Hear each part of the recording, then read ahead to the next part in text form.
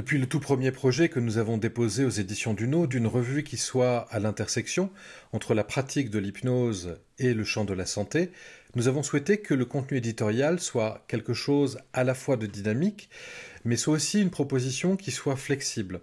Pourquoi? Parce qu'il y a bien sûr des évolutions dans la pratique de l'hypnose au fur et à mesure que les connaissances avancent. Il y a bien sûr des évolutions en termes de société, de contexte de pratique en tant que tel, dans le domaine de la santé.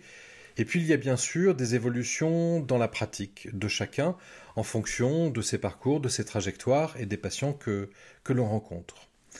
Cette première proposition de revue, vous la connaissez bien sûr, c'est Trans, qui a connu un certain nombre de numéros avant que survienne la crise du Covid-19, qui a bousculé nos pratiques, qui nous a obligés à repositionner, à repenser la question de la santé, à la fois dans notre société, à la fois dans la façon dont on l'a pratiquée.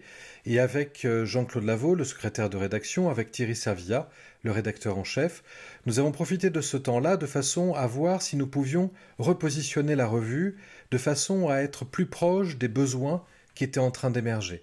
C'est-à-dire une revue plus proche et pratique, une revue qui conserve, et nous y tenons, la façon dont la science peut aussi aider les pratiques professionnelles en même temps que les pratiques peuvent aussi nourrir la science.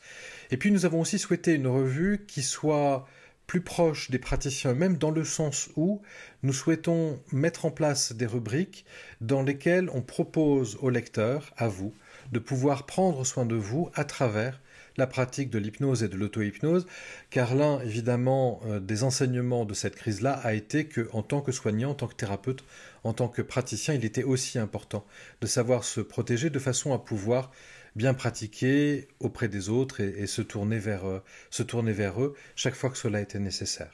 Notamment dans le champ de la musique, on parle parfois de deuxième album, celui de la maturité.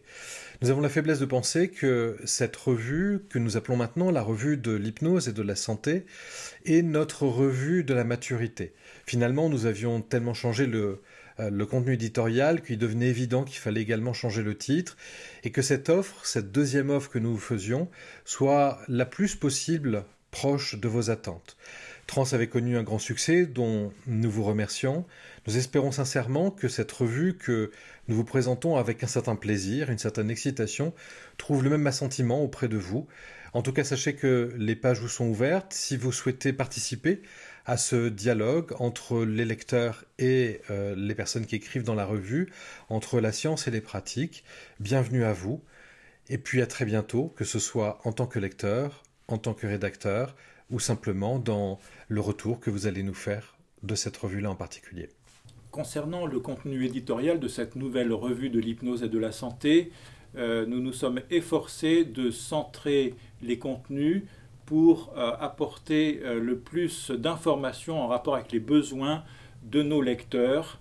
Et la première partie de la revue est une grande rubrique appelée Atelier pratique qui décline sous différents angles, avec différents types d'auteurs, différentes techniques très concrètes, y compris des scripts pour nos étudiants débutants. Dans le prolongement de cette grande partie Atelier pratique, il y a Écho de la science qui va voir du côté de la recherche pour mentionner des études ayant des conséquences très concrètes et pratiques au quotidien pour les praticiens de l'hypnose thérapeutique.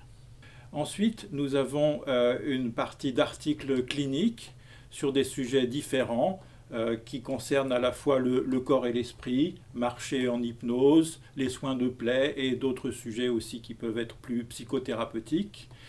Nous avons toujours un dossier qui est central dans la revue avec hypnose et spiritualité comme thématique pour le numéro 13.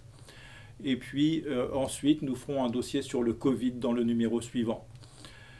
Par ailleurs, nous avons une partie ouverture avec vue d'ailleurs qui concerne des pratiques qualifiées de non hypnotiques, mais avec le zazen par exemple, comment s'asseoir quand on fait de la méditation zen.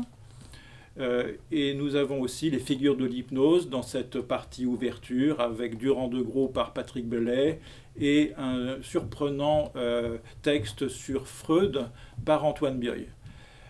Et puis, pour clore ce numéro, un abécédaire par Gérard Osterman avec une première mouture sur métaphore, où Gérard Osterman nous décrit avec précision le sens de ce concept si pratiqué en hypnose et comment l'utiliser.